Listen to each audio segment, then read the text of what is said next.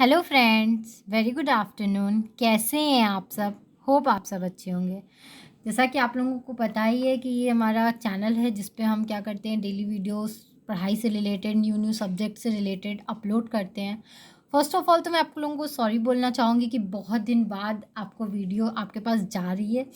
But आप भी समझने की कोशिश करिए, जब मुझे इतने सारे सब्जेक्ट्स अपने खुद से स्टडी करके रेडी करने होते हैं तो उसमें थोड़ा सा टाइम जाता है। इस वजह से मैं क्या करती हूँ, डेली वीडियोस नहीं डाल पाती हूँ। बट अब मेरे मैक्सिमम सब्जेक्ट्स जो आपकी इंक्वायरी थी, जो आप मुझे कमेंट्स करके बोलते थे, वो बन गया है। तो आज मैं लेके आई हूँ आपके पास वीडियो बिजनेस रेगुलेटरी फ्रेमवर्क का, जो कि है आपका BRF। ठीक है, बिजनेस लॉ भी इसको बहुत लोग बोलते हैं, बिजनेस रेगुलेटरी फ्रेमवर्क भी बहुत बोलते हैं। सेम है, कोई घबराने वाली बात नहीं है। आप अपना सिलेबस मैच करोगे तो सिलेबस सेम ही है। ठीक है, जहाँ हमारे ये यूनिट 1 का है, जैसे कि आपने अपने बुक में देखा होगा, ये यूनिट वाइज में डिवाइडेड है, चैप्टर वाइज ही है सब्जेक्ट, बट यूनिट के अंदर सब चैप्टर्स हैं। ठीक है, तो इसमें यूनिट 1 है हमारा द इंडियन कॉन्ट्रैक्ट एक्ट 1872, जिसका फर्स्ट चैप्टर है नेचर ऑफ कॉन्ट्रैक्ट। जैसा कि आप लोग जानते हैं, जब हम लॉ की बात करते हैं, बिजनेस लॉ की बात करते हैं, तो इसमें सबसे ज़्यादा ज़रूरी क्या हो जाता है, कॉन्ट्रैक्ट की चीज़ें हो जाती हैं। ठीक है, तो आइए हम लोग अपने फर्स्ट वीडियो में क्या पढ़ेंगे, मीनिंग ऑफ लॉ। लॉ का मतलब क्या होता है? Law is a system of rules and principles accepted and used by the state of maintain law and order in the state. Simple सी बात है, लॉ हम उस रूल्स या रेगुलेशंस को बोलते हैं जो कि एक क्या किया जाता है, स्टेट के थ्रू हमारे लिए बनाया जाता है, ताकि हम क्या कर सके, एक पीस, एक शांति हमारे स्टेट में बनी रह सके। ठीक है, जिसको सब लोग माने। Meaning of business law: it is that branch of law which consists of law relating to trade, industry and commerce. It is also called as commercial or mercantile law. ठीक है, ये वैसा लॉ होता है, जैसे कि लॉ तो हो गया जो सबके लिए बनाया जाए, कोई उसमें रूल्स रेगुलेशन वो सब मानेंगे, चाहे आइदर इट इज़ चाइल्ड और आइदर टीनेजर। ठीक है, बट बिजनेस लॉ हम सिर्फ उन्हीं पे रिस्ट्रिक्ट कर सकते हैं, लगा सकते हैं, उन्हीं से लागू करा सकते हैं जो कि क्या हो, कोई भी ट्रेड, इंडस्ट्री या कॉमर्स से किसी भी रिलेटेड पार्ट में क्या हो, बिजी हो।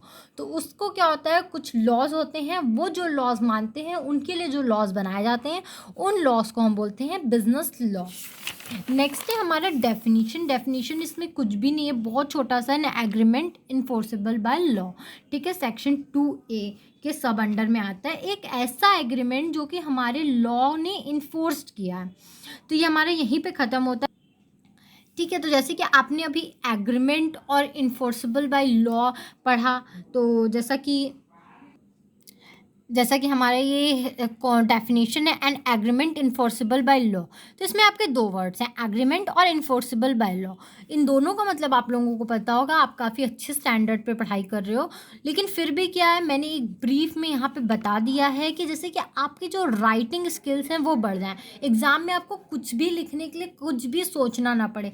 जब भी आपको इन रिटन वेज कुछ मिलता है तो आप डेफिनेशन एग्ज़ाम में लिख के आओगे, ठीक है, an agreement enforceable by law, it's okay, सही है, एकदम सही है।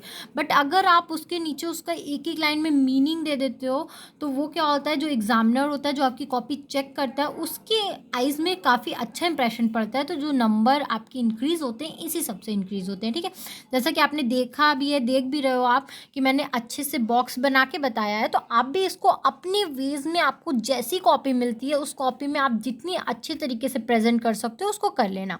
आइए हम लोग समझते हैं एग्रीमेंट का मतलब क्या होता है। एग्रीमेंट क्या होता है, the term agreement given in section 2C of the act is defined as every promise and every set of promises forming the consideration for each other. Agreement क्या होता है, ये सेक्शन 2C या ई के अंडर में दिया हुआ है, सॉरी मैंने सी पढ़ा था। ये एक ऐसा प्रॉमिस होता है जो दो लोगों के बीच में होता है किसी भी तरीके के कंसिडरेशन को लेके। जैसे कि नहीं होता है कि मैं आपके घर जॉब करूँगी तो आप क्या करोगे, मुझे हर महीने उसकी सैलरी दोगे, तो ये एक कंसिडरेशन है, वो मुझे सैलरी दे रहे हैं, वो मुझे प्रॉमिस कर रहे हैं, तो इसलिए उन्होंने एक एग्रीमेंट मुझसे साइन करा लिया है। वो भी उनकी भी मेरी कुछ से कुछ डिमांड होंगी कि अब मैं 6 महीने तक नौकरी छोड़ के जा नहीं सकती, मैं 2 साल तक नौकरी छोड़ के जा नहीं सकती, मुझे टाइम पे आना होगा, मुझे ये रूल्स रेगुलेशन फॉलो करने होंगे। तो ये सारे क्या होते हैं, कुछ प्रॉमिसेस होते हैं जो हम एक दूसरे से करते हैं। तो उन प्रॉमिसेस को एक रिटन वे में दिखाने के लिए हम क्या करते हैं, एक एग्रीमेंट बनाते हैं। Promises as when the person to whom the proposal is made signifies his assent thereto.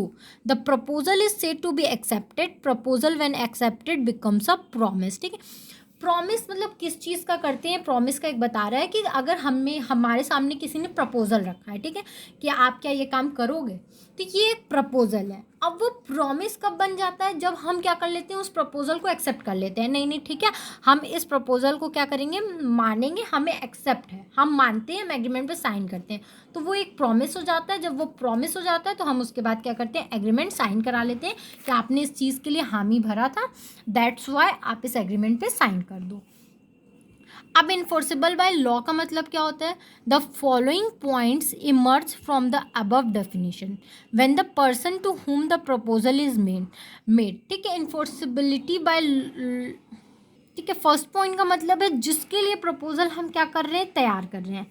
दूसरा पॉइंट है signifies his assent on that proposal which is made to him. हम क्या करते थे, उसका एक मतलब एसेंट ले लेते हैं, उसकी एक रजामंदी ले लेते हैं कि आपको ये प्रपोजल मंजूर है ना। द प्रपोजल बिकम एक्सेप्टेड, फिर क्या होता है, प्रपोजल अगर एक्सेप्ट हो जाता है तो एक्सेप्टेड प्रपोजल बिकम प्रॉमिस। तो वही क्या होता है, अब एक्सेप्टेड प्रपोजल हम क्या करते हैं, प्रॉमिस के एज अ प्रॉमिस हम उसको यूज़ करते हैं। This agreement is equals to offer proposal plus acceptance. ठीक है, तो हम लोग एग्रीमेंट को क्या बोलते हैं, ऑफर्स प्रपोजल प्लस एक्सेप्टेंस। जब हम किसी प्रपोजल को एक्सेप्ट कर लेते हैं तो वो हमारा एग्रीमेंट बन जाता है। अगर आप इस वे में अगर आप प्रेजेंट करते हो अपने एग्जामिनर को, या आप अपने डेली अगर कॉलेज जाने वाले स्टूडेंट हो, तो आप अगर इस तरीके से कुछ अपने कॉलेज में खड़े होकर बताते हो तो आपके लिए बहुत बेनिफिशियल है। ठीक है, और जैसे कि आप लोग जानते ही हैं, अगर आप मेरे दूसरे सब्जेक्ट फॉलो कर रहे हो तो, कि जैसे कि मैं फर्स्ट वीडियो में आपको अपने सब्जेक्ट का इंट्रोडक्शन देती हूँ, बताती हूँ, क्योंकि तुरंत पूरा सब्जेक्ट कंप्लीट करना मेरे लिए पॉसिबल नहीं होता है। तो इस सब्जेक्ट के पूरे नोट्स मेरे पास क्या है, अवेलेबल है। अगर आप परचेस करना चाहो तो आप मेरा डिस्क्रिप्शन बॉक्स क्या कर सकते हो, चेक कर सकते हो। इसकी 2-3 कॉपी और भी है, मतलब आपके जितने भी चैप्टर्स हैं वो पूरे चैप्टर्स कंप्लीटेड है। अगर आप परचेस करने में इंटरेस्टेड हो तो आप मेरा डिस्क्रिप्शन बॉक्स चेक करना। Thank you very much for watching my video and please please please like, subscribe and share my channel. Thank you very much.